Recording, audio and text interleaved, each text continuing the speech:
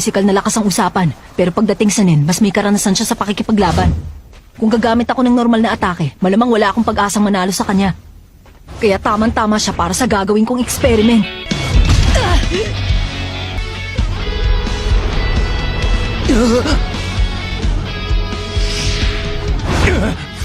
Mali!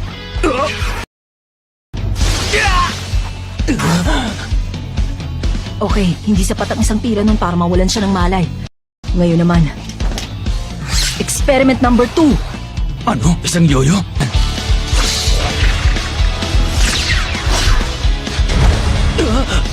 Saan bayari yan? Gawa ito sa isang super alloy. Mga 50 kilos din ang bigat nito kaya pag tinamaan ka siguradong bubukol! Buisit! Oh!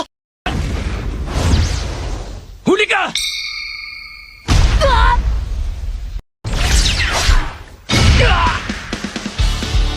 Uy, sorry. Hindi ko nga pala nasabi sa yung dalawa ang yoyo ko. Alam mo, tuwing sumisipa ka gamit ng kaliwa, nagkakaroon ka ng blind spot. Sinamantala niya yung blind spot ko para umatake gamit yung yoyo niya. Pero may blind spot ka rin. Faint lang yun para sipain mo ako ng kaliwang paa mo. Hindi ako makapaniwala. Ang lahat ng kilos ko, patibong.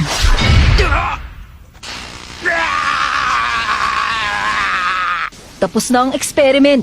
Tagumpay pareho.